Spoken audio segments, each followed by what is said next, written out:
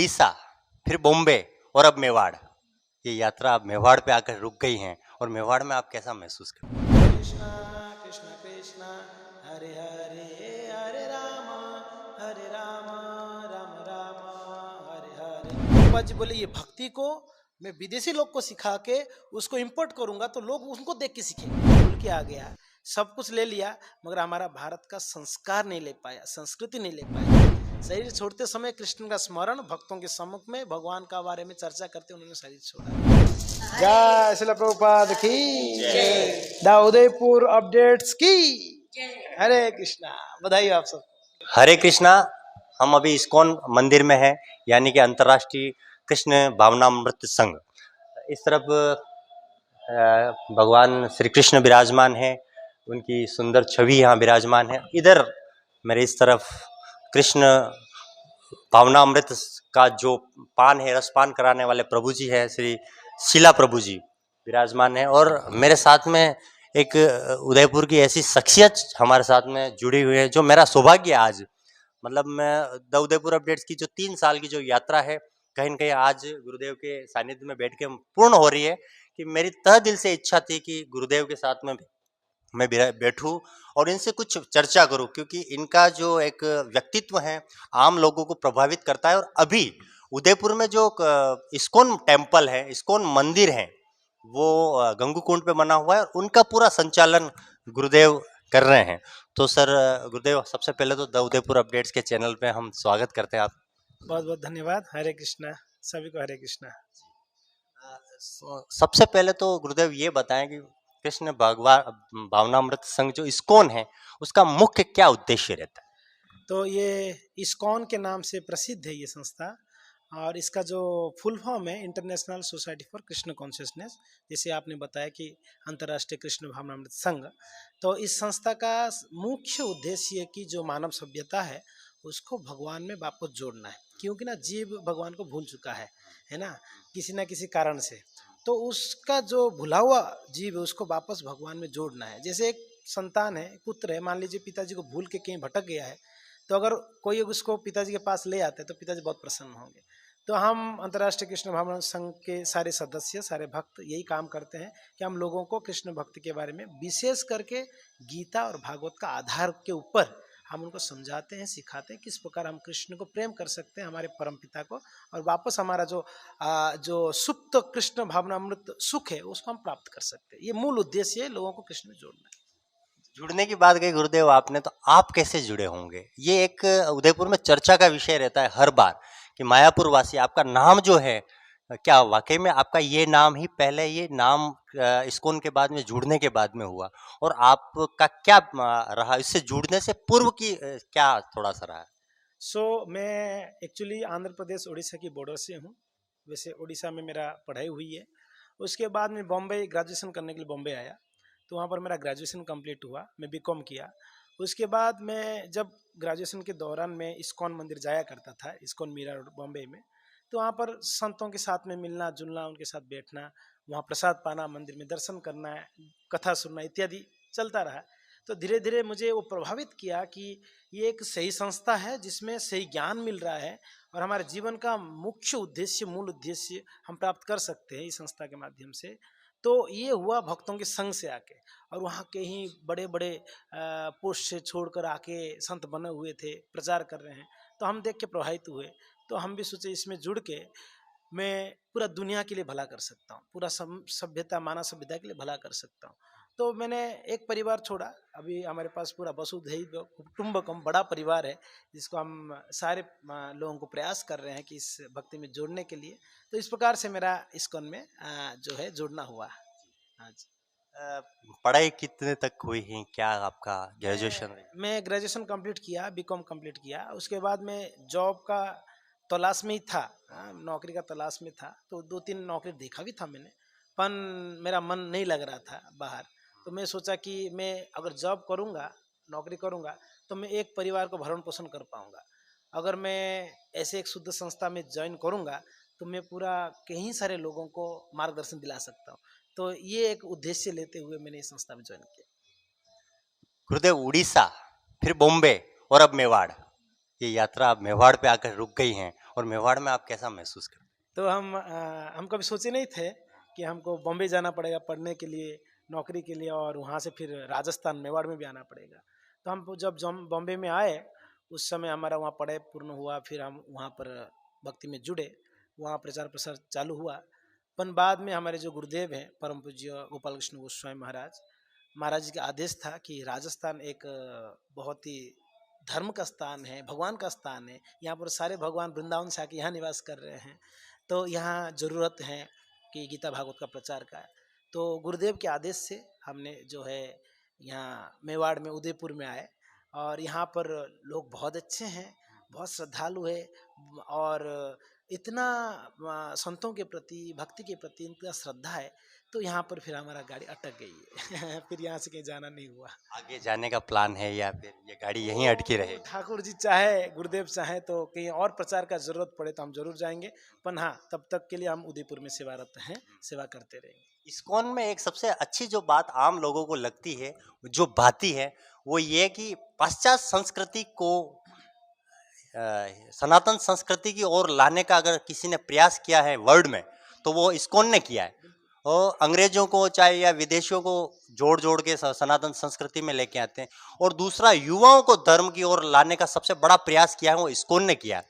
तो गुरुदेव, जो विदेशी संस्कृति जो हमारी तरफ बढ़ रही हैं, कैसे इस्कॉन इसको प्रभावित करते हैं, कैसे इनका मूल क्या रहता है? तो हमारे जो परम गुरुदेव है श्रील भक्तिवेदांत स्वामी श्रील प्रभुपाद, तो इन्होंने पहले भारत में प्रचार करना प्रारंभ किए, पर इनका ज़्यादा सफलता नहीं प्राप्त हुई। तो इनके गुरु के आदेश था, उनके गुरु की, कि आप पाश्चात्य जगत में जाके हमारे कृष्ण भक्ति का प्रचार करो। तो उनका इच्छा भी था, मेरे गुरुदेव का आदेश है तो मुझे जाना है। पर उन 70 साल की उम्र पर उन्होंने बोले कि एक बार मैं वहाँ जाके प्रचार करूँगा, प्रयास करूँगा, क्योंकि मेरे गुरुदेव का आदेश है। तो वहाँ जब गए, ये सोच के गए थे कि अभी भारतीय वासी विदेशी लोगों को देख के उनके हिसाब से उनके कल्चर को अपना रहे हैं।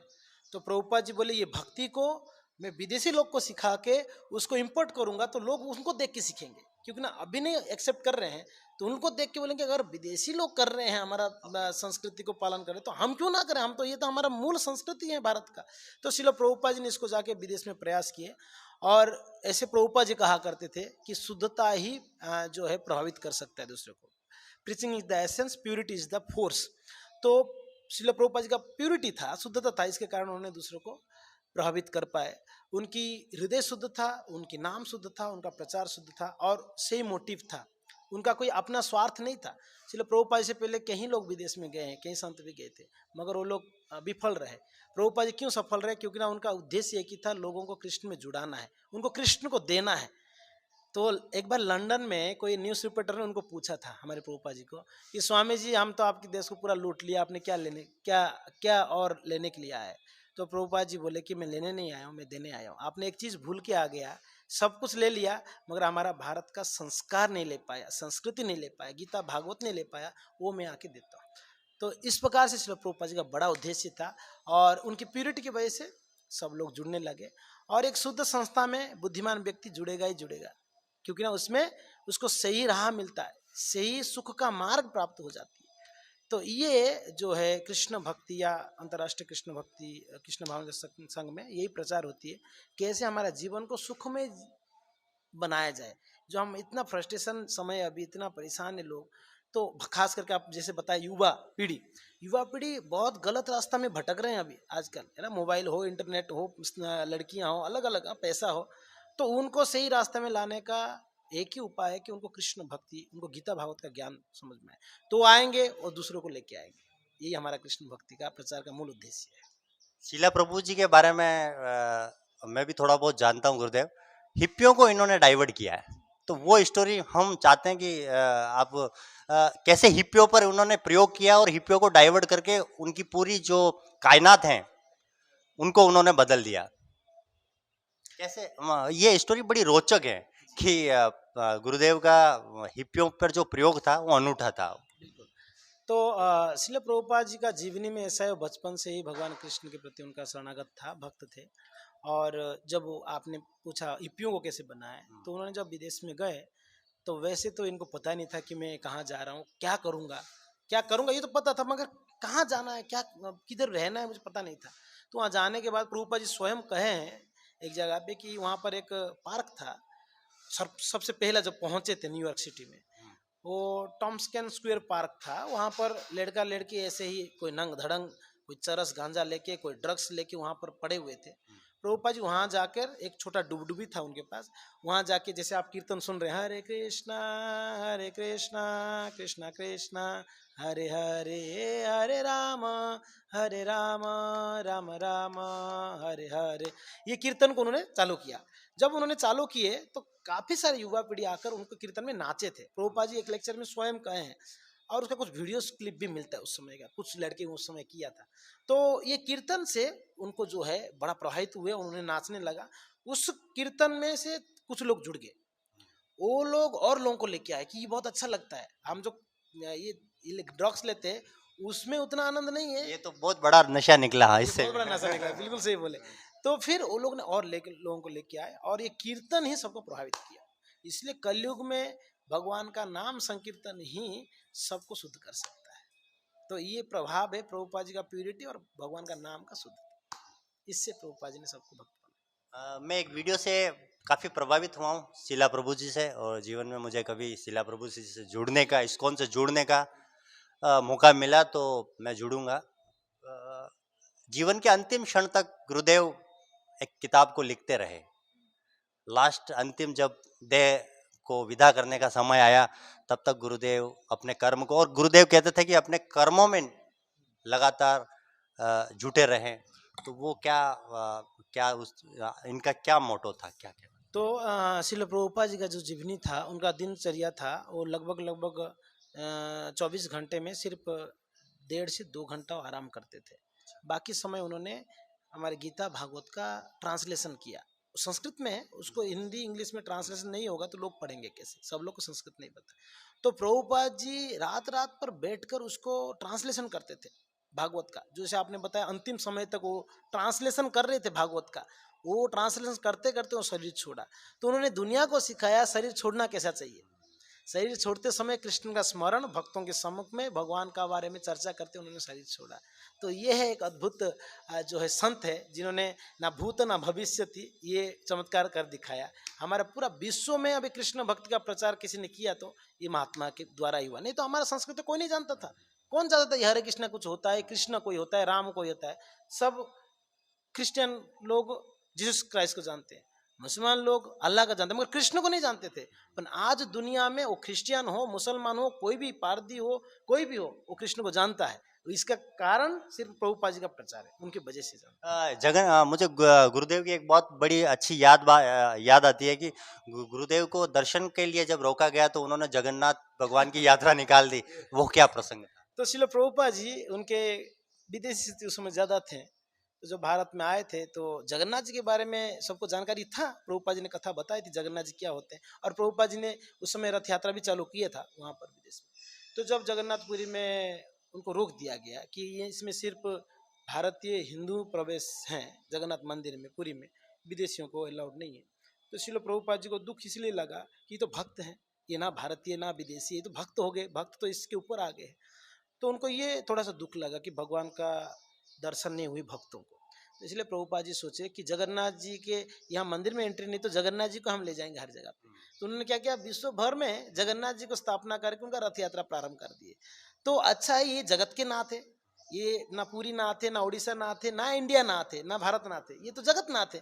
तो इसलिए प्रभुपाद जी नाम को सार्थक करा दिए कि पूरा जगत में इनका नाम को फैला दिए, और जगन्नाथ जी हर जगह पे उनका रथ यात्रा और स्थापना कर दी गई। तो अभी दुनिया में हर जगह पे जगन्नाथ जी का पूजा पाठ होती है भक्तों के द्वारा, और रथ यात्रा होती है। ये प्रभुपाद जी का मानना था। एक और सबसे बड़ा जो अहम सवाल है गुरुदेव की, इस्कॉन से जुड़ने के लिए क्या योग्यता, क्या एक आम आदमी कैसे इस्कॉन से जुड़ सकता है, सबसे बड़ा प्रश्न रहता है आम लोगों का। मेरा जो ये संशय था, ये मेरी एक उत्सुकता, जानने की उत्सुकता, ये मुझे यहाँ तक खींच के लेके आई। तो मैं चाहता हूँ कि बहुत सारी लोगों की जो उत्सुकता है उसका निवारण आप करें। ओके, तो इस्कॉन में जुड़ने के लिए कोई योग्यता का जरूरत नहीं है।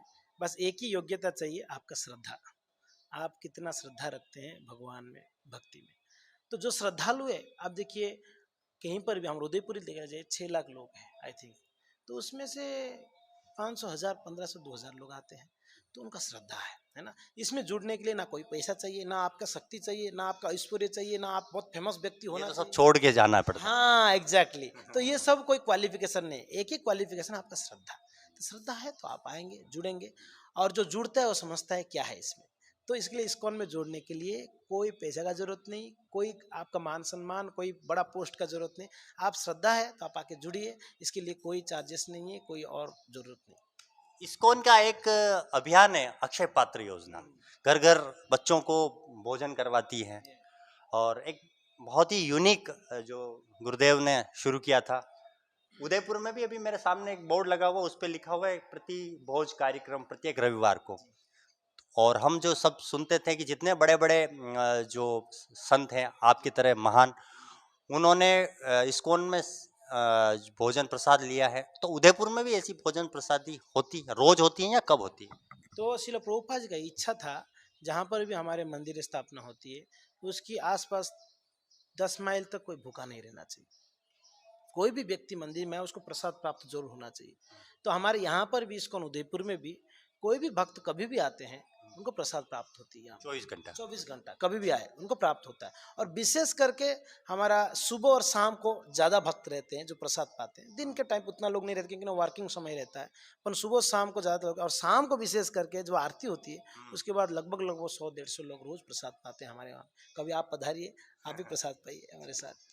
हरे कृष्ण। हमें बड़ा सौभाग्य है इस पूरी वार्तालाप को सुनने के बाद में, इस गुरुदेव से मुखातिब होने के बाद में बहुत अच्छा लगा। बहुत सारे सवाल हैं, हम सोच रहे हैं कि एक एपिसोड में इसको पूरा ना करें, बहुत सारी गहरी चर्चा।